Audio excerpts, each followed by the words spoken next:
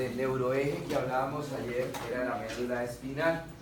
Recordamos pues que la médula espinal es una estructura redondeada, ovoide, que la vamos a encontrar recorriendo toda la columna vertebral, allá, por ese agujero que se encuentra a nivel de las vértebras, que se llama el agujero vertebral.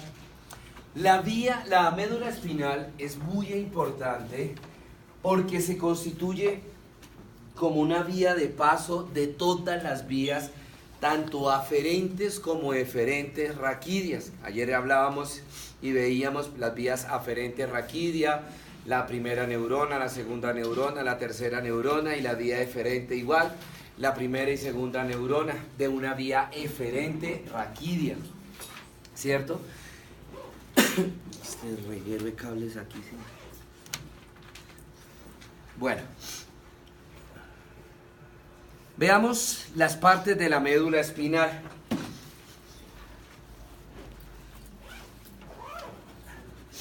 Bueno, este es un corte de la médula espinal. Esto es lo que nosotros conocemos como un segmento medular, ¿cierto? Ese segmento medular está constituido por un pedazo o una porción de médula más un nervio raquídeo, ¿sí? Más un nervio raquídeo, ¿verdad? Perdón, recojo esto. ¿Pedazo de qué? ¿Cómo, señor? Un pedazo, una porción de la médula espinal, un pedacito de la médula espinal, y el nervio raquídeo. Muy bien, ya vamos a ver las partes de la médula espinal.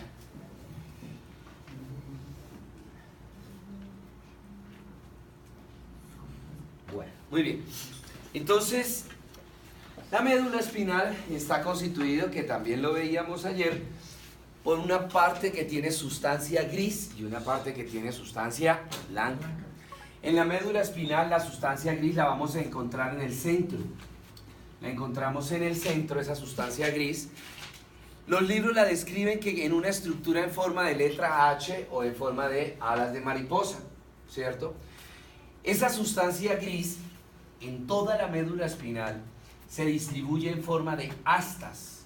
Y vamos a tener un asta posterior y vamos a tener un asta, o bueno, dos astas anteriores, dos astas posteriores. Toda la médula espinal va a tener esas astas anteriores y posteriores.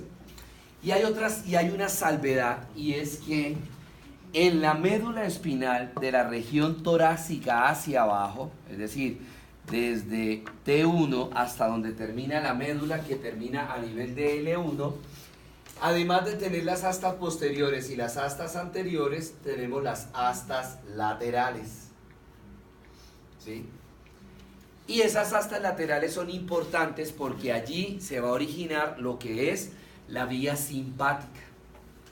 La vía simpática, ¿listo? Alrededor de la sustancia gris vamos a encontrar la sustancia blanca, que esa sustancia blanca se encuentra formando lo que se llama unas columnas, y vamos a tener tres columnas, que son la columna posterior, la columna anterior y la columna lateral, ¿sí? En el centro de la sustancia gris existe un agujero que recibe el nombre de epéndimo, y a través de ese epéndimo va a circular líquido cefalorraquídeo. Como les decía, la médula espinal no es completamente redonda. Tiene unas zonas de depresión que van a recibir el nombre de surcos. Y tenemos 6 surcos en la médula espinal. Tenemos el surco medio anterior, surco medio posterior, surco colaterales o surcos colaterales posteriores, y los surcos colaterales anteriores, ¿sí? Por esos surcos colaterales, tanto anteriores como posteriores, van a pasar unas raíces nerviosas, que en el caso de los surcos colaterales posteriores, esa raíz nerviosa, la azul, recibe el nombre de raíz dorsal o raíz posterior. Y por esa raíz dorsal o posterior se asocia con vías aferentes. ¿sí? Por los surcos colaterales anteriores sale la raíz anterior-ventral, que se encuentra relacionada con vías eferentes. Esas raíces, tanto anteriores como posteriores, en el caso de la raíz posterior, entra a la médula espinal por el surco colateral posterior y entra a hacer contacto con el asta posterior de la médula espinal. O sea que el asta posterior está relacionado ¿con qué? ¿Con vías aferentes o con vías eferentes? Aferentes. Con vías aferentes. Y del asta o de las astas anteriores sale la raíz ventral o anterior. Entonces pregunto, ¿las astas anteriores estarán relacionadas con vías aferentes o con vías eferentes? Eferentes. Correcto. Bueno, muy bien. La médula espinal se origina o se extiende desde el agujero occipital hasta el E1. Allá en el E1 termina la médula espinal. Aquí, a nivel de la primera vértebra lumbar, termina la médula espinal, ¿sí? Y de ahí hacia abajo me queda un hueco, un espacio, entre comillas queda un hueco, queda un espacio. Ese espacio está cubierto por estos nervios y me van a formar una estructura que se llama la cola de caballo, ¿sí? Aquí tenemos, entonces, tenemos la sustancia blanca, tenemos la sustancia gris, astas posteriores, astas anteriores, tenemos la raíz dorsal o posterior, que se asocia ¿con qué vía? Aferente. Aferente, y acá tengo la raíz anterior o ventral, que se asocia ¿con qué vía? Aferente. Eferente. Las dos raíces, la posterior y la anterior, se unen y me forman esta estructura que se llama el nervio espinal o el nervio raquídeo. Ustedes se dan cuenta, aquí en la raíz posterior hay un abultamiento. Eso se llama el ganglio dorsal. ¿Se acuerda ayer cuando veíamos las vías aferentes raquídeas? Que yo les decía, el cuerpo de la primera neurona, ¿dónde está? Miren en los apuntes de ayer, pero les enciendo la luz. Ganglio dorsal. Yo no alcancé a pasar eso. ¿Dónde en el dibujo que hicimos ayer, donde se originaba donde estaba el cuerpo de la primera neurona? Ganglio dorsal. En el ganglio dorsal. Esta era la primera prolongación de la primera neurona. Era larga, porque iniciaba ¿en dónde? ¿En dónde inicia la primera neurona? Receptor. ¿En dónde? Receptor. En un receptor. Aquí está el cuerpo de la primera neurona y mire la prolongación de la primera neurona, la segunda prolongación de la primera neurona. ¿Cómo se llamaba esa primera neurona? Periférica. Periférica. ¿Cierto? Periférica. ¿Correcto? Sí. Bueno, muy bien. La médula espinal, como está relacionado con los huesos, con las vértebras, también tiene unas segmentaciones, tiene unas partes, por así decirlo. Entonces, vamos a ver que, les decía ahorita que de la médula espinal salen unos nervios que se van a llamar los nervios raquídeos o nervios. ¿Qué otro nombre reciben? Nervios raquídeos o nervios espinales. Entonces van a haber 8 nervios raquídeos cervicales, 12 nervios raquídeos torácicos, 5 nervios raquídeos lumbares, 5 nervios raquídeos sacros y 3 o 4 nervios raquídeos coxígeos, para un total de 33 pares de nervios raquídeos. Esos nervios raquídeos salen de la médula espinal, salen y van a inervar una porción cutánea, una porción de piel de una determinada parte del cuerpo. Y esa porción cutánea recibe el nombre de dermatoma. Dermatoma. Entonces acá tenemos los dermatomas, ¿sí? Ustedes ven, por ejemplo, acá T4, que corresponde a la región del pezón, a la región de la tetilla, ¿sí? ¿Qué quiere decir T4? Pues que el cuarto nervio raquídeo torácico se encarga de inervarme toda esta parte de piel. Y ese porción, ese pedacito que ustedes ven acá, este pedacito por delante, ¿cierto? Y por atrás. Y este pedacito por detrás corresponde a T4. Sí, corresponde a T4. Entonces, cuando a nosotros nos llega un paciente que dice que tiene, doctor, mire, es que cerca del pezón siento como adormecido, siento como hormigueo. Entonces ya nos imaginamos que el cuarto nervio raquídeo torácico está afectado. Entonces ahora me toca buscar qué es lo que le está pasando a ese cuarto nervio raquídeo torácico. Entonces mandamos una radiografía de columna para saber si de pronto cuando está saliendo el cuarto nervio raquídeo torácico, el nervio raquídeo sale, perdón, un momento, ¿cómo hago el dibujo?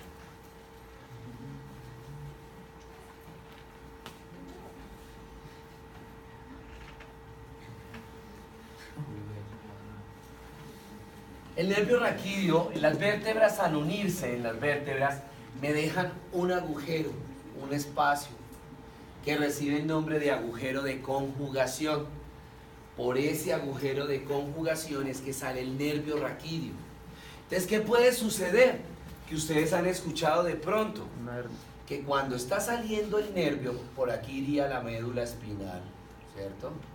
Es cuando está saliendo el nervio por el agujero raquídeo, de pronto este espacio se reduce y hay lo que se llama un aplastamiento.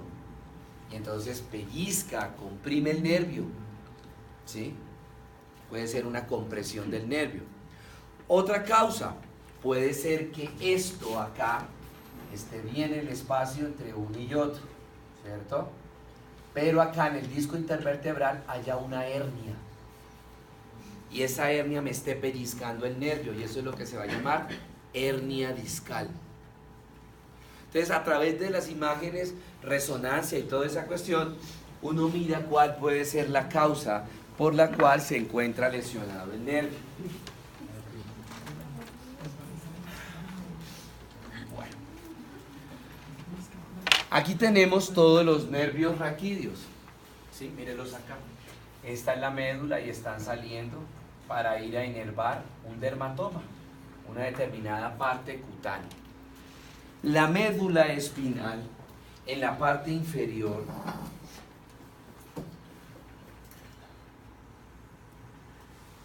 se achica. Y esta porción es lo que se llama el cono medular.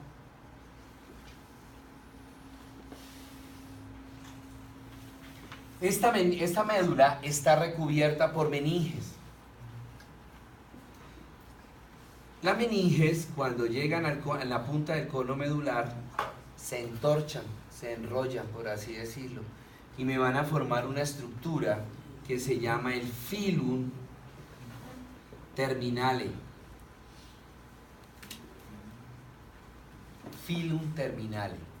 Y ese filum terminale, que es como un cordoncito, se pega al hueso sacro. ¿Para qué? Para fijar la médula. Esta es la médula, entonces el filum se pega al hueso sacro y no deja que la parte inferior de la médula se mueva. No deja que bascule. Y de esa manera se evitan los traumas a nivel de la médula, ¿cierto? En esa parte inferior. Bueno, veamos la función de la médula espinal. Veamos la parte funcional. Muy bien. Como les decía, la médula espinal está formando, la sustancia blanca de la médula espinal está formando unos cordones, unas columnas, que son tres. La columna posterior, la columna lateral y la columna anterior, ¿cierto? Empecemos con la columna posterior. En la columna posterior pasan dos cordones grandes. Uno se va a llamar gracilis y el otro se va a llamar cuneatus. Gracilis es el medial, el que ustedes ven rojo, y cuneatus es el fucsia, el que está hacia los lados. Ellos suben hasta el tallo cerebral y de ahí a tálamo y de ahí a corteza, ¿sí? Por ahí por gracilis, por ahí por cuneatus van a ir vías aferentes. Las dos son vías aferentes. Por aquí, por gracilis y por cuneatus van a subir unas vías aferentes. ¿A dónde van a llegar esas vías aferentes? ¿A dónde llega una vía aferente? A la corteza. A la corteza, a la corteza. ¿Qué transporta gracilis y cuneatus? ¿Qué tipo de información transporta gracilis y cuneatus? Tacto fino discriminativo y propiocepción consciente. ¿Qué significa tacto fino discriminativo? Que si a mí me tocan suavemente, uno siento y segundo discrimino. Y entonces es cuando empieza uno a decir, oiga, me tocaron, no puede decir de pronto, me tocaron con un lápiz, me tocaron con algo redondo, algo puntiagudo, en la parte superior de la espalda, en el lado derecho. Estoy discriminando la información. Diferente a lo que más adelante vamos a hablar, que es burdo. Burdo. Me tocaron, ya, pero no digo más nada. Me tocaron. Cuando yo ya digo en dónde, cómo, con qué y toda esa cuestión, estoy discriminando la información. Entonces, por gracilis y cuneatus viaja tacto fino discriminativo y propiocepción consciente. ¿Qué es propiocepción consciente? ¿Qué es propio? De uno. Y cepción es percepción. Entonces, propiocepción significa la percepción que tengo yo de mí mismo. ¿En qué sentido? No en la parte psicológica. Sí, que yo soy buena gente y eso. No, eso es la parte psicológica, no. Es, por ejemplo, propiocepción consciente. Ser consciente, por ejemplo, de cómo estoy sentado. ¿Sí? Ser consciente, por ejemplo. Zapato. Exacto. De sentir los zapatos, el reloj, las gafas, ¿cierto? La ropa. Sí, cualquier cosa, cualquier cosa. ¿Sí? Eso es propiocepción consciente. Y viaja por gracilis y cuneatus. Ahora, ambas viajan, tacto fino discriminativo y propiocepción consciente, ¿cierto? Pero, gracilis, tacto fino discriminativo y propiocepción consciente de las extremidades inferiores. Y cuneatus, tacto fino discriminativo y propiocepción consciente de las extremidades superiores. Superiores. ¿Listo? ¿Quedó claro? Ojo que esto es enredado. Bueno, pasemos ahora a la columna lateral.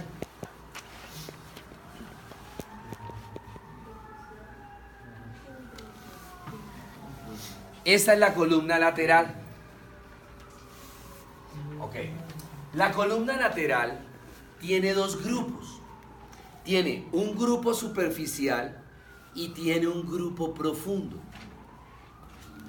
El grupo superficial es el que está hacia afuera y el grupo profundo es el que está hacia adentro. ¿Sí? Ahora, el grupo superficial, todas las tres vías que viajan por el grupo superficial son aferentes. Y las dos vías que viajan por el grupo profundo son eferentes. ¿Sí? ¿Listos? Bueno. Hablemos de las 3 vías del grupo superficial. ¿Son qué? ¿Aferentes o eferentes? Aferentes. Si son aferentes, ¿suben o bajan? Suben. Correcto. Eso, así es como tienen que ir analizando las cosas. Entonces, vamos a tener primero una, la del centro. Esa que está como con violeta. Se llama la vía espinotalámica lateral. Espinotalámica lateral. Esta. Por ahí, ¿qué viaja? ¿Qué información viaja por la vía espinotalámica lateral? Viaja dolor y temperatura. ¿Sí? Viaja la parte de dolor y temperatura. Perdón un momento si yo tengo las otras acá. Ok. Viaja dolor y temperatura. Y tengo delante de la espinotalámica lateral y detrás de la espinotalámica lateral tengo otras vías, otros cordones. Ambos se llaman igual, espinocerebelosa. Como este está por delante hacia la región ventral de la médula, entonces se llamará espinocerebelosa ventral. Y como este está hacia la parte de atrás, se llamará espinocerebelosa dorsal. Pregunto, ¿por las espinocerebelosas viajará vía aferente o eferente? Aferente. Acuérdese que el grupo superficial, todo es aferente. Todo es aferente. ¿Listo? Por la espinocerebelosa, tanto ventral como dorsal. Ok, antes de continuar. Cuando una información es consciente, tiene que llegar a la corteza. ¿Sí? Tiene que llegar a la corteza. ¿Correcto? Cuando una información o un impulso o un estímulo es inconsciente, no llega a la corteza. Llegará a otra parte que no es la corteza. En este caso, ¿a dónde está llegando? Al cerebelo. Todo lo que sea inconsciente llega al cerebelo. Todo lo inconsciente llega al cerebelo. ¿Sí? Entonces, ¿por aquí qué viaja? Por acá y por acá. Viaja propiocepción inconsciente. Gracilis y cuneatus viajaba propiocepción ¿qué? Consciente. Consciente. Espinocerebeloso ventral y espinocerebeloso dorsal viaja propiocepción inconsciente. ¿Está claro?